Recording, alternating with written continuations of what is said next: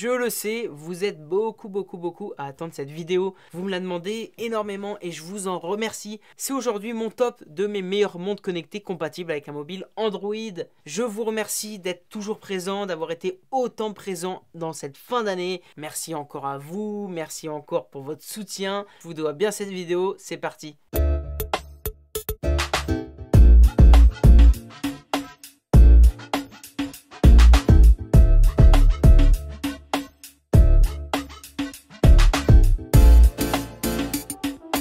Bienvenue les amis dans Panacotech, je suis Mehdi et comme d'habitude, nous allons dévoiler la crème du high-tech. Aujourd'hui, ça va être la crème de la crème de la crème du high-tech parce que c'est mon top montre connectée compatible avec mobile Android. Ça va être al dente, ça va être parfait. Je vous proposerai bien entendu une version compatible iOS et une vidéo avec mes deux montres connectées préférées que je porte tout le temps.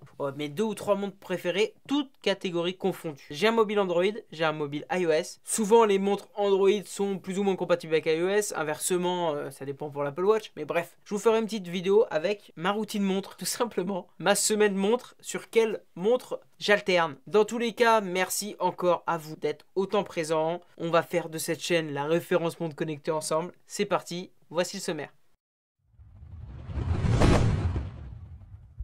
Ce classement est vraiment difficile parce que cette année j'ai testé énormément de montres et il y en avait vraiment beaucoup de très bien. Il y a aussi des montres de l'année dernière, comme je pense à la Galaxy Active 2, qui devraient avoir une place aussi dans ce classement. On en parlera, ce classement a vraiment été difficile. C'est basé sur mon expérience que j'ai passée avec les montres, c'est aussi basé avec voilà, mon utilisation des montres connectées. C'est sûr que sur ce classement, il y a du budget, du gros budget, on va jamais être sur un budget en moins de 100 €, donc je vous ferai aussi pourquoi pas un classement par prix, je sais pas. Dites-moi des idées de type de classement par prix, par système d'exploitation, peu importe. Mais là, on est vraiment sur le général pour Android. En numéro 5 de ce classement, pour moi, ce sera simplement l'Amazfit GT R2. J'ai fait le test il y a pas longtemps du tout. C'est une montre pour moi qui a un très bon rapport qualité-prix. Vous le verrez, malheureusement, dans ce classement, il n'y aura pas la Huawei Watch GT2 Pro. Pourquoi? Parce qu'au niveau des fonctionnalités, pour moi, j'ai fait un test, elle est équivalente à la GT R2 d'Amazfit, grosso modo. Mais son prix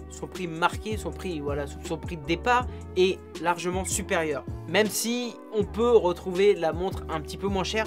Bref, je vous laisserai aller voir le comparatif. Cette 5e place va être du coup sur l'Amazfit GT R2. Elle aurait pu être sur la GT2 Pro. Mais pour moi, ça a été une montre avec un superbe rapport qualité-prix. On le voit bien, elle est en rupture de stock pratiquement partout. Le design est top, on va pouvoir répondre aux appels. On va pouvoir simplement avoir un bon suivi quotidien, un bon suivi de sport, une application qui tient la route et une connexion Strava à 169 €. Que demander de plus? Que demander de plus? On va être bien entendu limité dans les fonctionnalités, on attend toujours Alexa, on va pas pouvoir télécharger, d'avoir de store et télécharger des applications, on va pas pouvoir répondre aux SMS. C'est ce qui fait qu'elle est sur le classement, mais qu'elle n'est pas numéro 1. Passons au numéro 4. Le numéro 4, on en reparlera dans ma vidéo coup de cœur montre, on va dire dans ma routine montre, ça va être la ScanWatch. La ScanWatch de Withings, c'est pour moi la meilleure montre hybride jamais conçue. Elle va vous permettre d'avoir un suivi de santé au-delà de ce qui se fait, de ce qui se fait même sur les montres écran, les montres que j'appelle écran. Cette ScanWatch est compatible iOS Android, donc on va peut-être la retrouver aussi dans mon autre vidéo, mais surtout, elle vous permettra d'avoir un suivi quotidien, d'avoir une autonomie du tonnerre, plus de 20 jours, d'avoir la classe, montre à aiguille et d'avoir un suivi de sommeil, suivi de santé avancé. C'est là un petit peu l'ovni de ce classement parce que c'est une montre hybride alors que le reste c'est montre à écran. Elle peut ne pas convenir à votre utilisation. Si vous cherchez une montre qui va répondre aux SMS, va répondre aux appels, etc., la ScanWatch, elle ne le fera pas. Pour moi, son point faible, son bon point d'amélioration, ce sera d'incorporer un GPS tout en gardant une bonne autonomie. Mais bon, on verra l'année prochaine. Passons au numéro 3.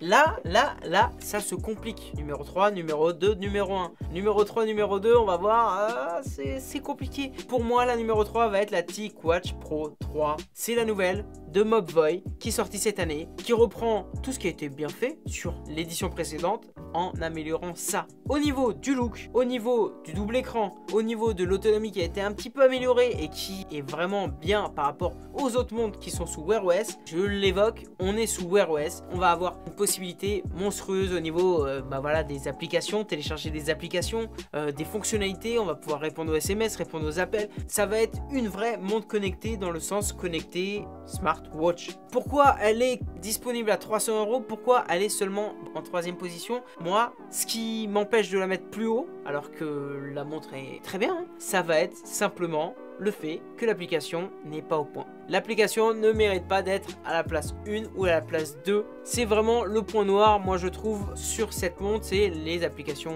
TIC sur la montre sont correctes, mais sur le téléphone, ça laisse encore à désirer. Une fois que ça, ce sera corrigé, je vous promets qu'on verra la prochaine TicWatch Pro 4 peut-être plus haut dans le classement. Maintenant, voyons la 2e place.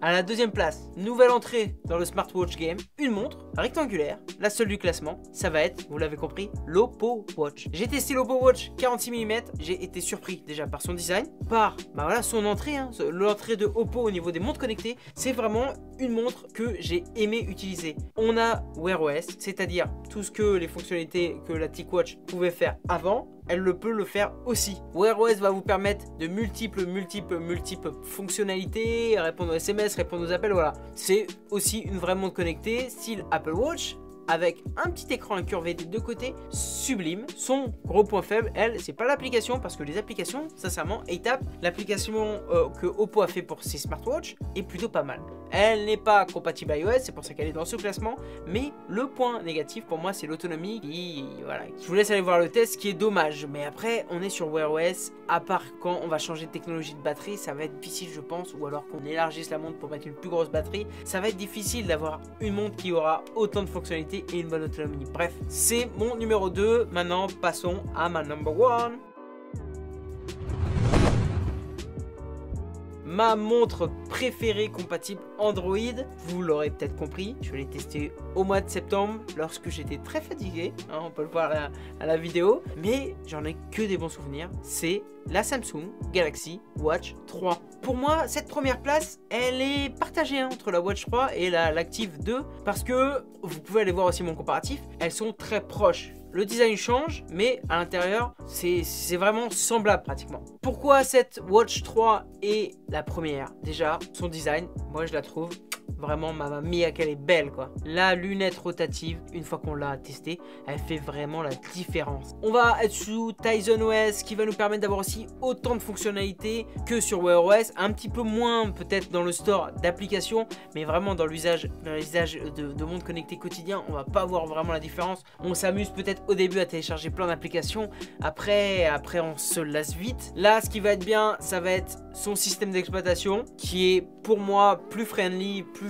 simple à utiliser que Wear OS, même si sur l'Oppo et sur la TicWatch il y a les nouvelles versions de Wear OS et elles sont vraiment améliorées par rapport à ce que j'ai testé l'année dernière. Là, on va être sur la crème du high-tech au niveau des montres connectées.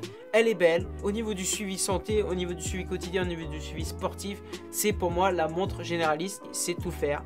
La montre passe-partout, je vous l'ai fait acheter à beaucoup, je vous l'ai fait acheter via mes tests, hein. Moi j'ai pas de part chez Samsung, mais vous ne m'avez jamais dit j'ai acheté la Watch 3 ou j'ai acheté l'Active 2, ça ne me convient pas. C'est vraiment une montre qui va convenir, je pense, à 80-90% personnes. Seuls ceux qui ne veulent pas une autonomie un peu à la baisse, 2-3 jours, et ceux qui veulent plus une montre sportive prendront d'autres marques. Mais je vous ferai aussi un petit classement de mes montres sport, mes montres cardio GPS préférées que j'ai testées sur cette chaîne. Dans tous les cas, voilà mon top 5 des montres Android. Rendez-vous dans quelques jours, avant la fin de l'année, sur ma routine montre, les montres que j'utilise le plus, les montres de ce classement que j'utilise le plus, ou alors du classement iOS, bref, je vais vous faire sur les 3 montres que j'utilise le plus en vrai, je pense. Mais bref, merci d'avoir regardé ce top. Dites-moi en commentaire laquelle vous préférez. C'est que mon point de vue. Dites-moi, voilà, moi j'aurais préféré mettre ça là. Enfin, faites-moi votre top par rapport aux vidéos que vous avez vues, le design, des choses comme ça. Si vous les avez, faites-moi même le prix, hein, parce que là, j'ai un peu mis de côté le prix. Faites-moi votre top en commentaire. Merci d'avoir regardé cette vidéo. lâchez un pouce bleu. À l'année prochaine, j'ai plein de vidéos qui sont prévues jusqu'à la fin de l'année, mais à l'année prochaine, surtout pour mon top montre connectée. Là, j'attends quoi? Il y a les petits Mi Watch qui va sortir en janvier qui sont assez intéressantes. On va voir ça. Je pense que 2021, ça va être fou au niveau des montres connectées. Donc, restez abonnés, partagez pour me donner de la force. On va arriver au 20K ensemble. Merci et à bientôt sur ma chaîne.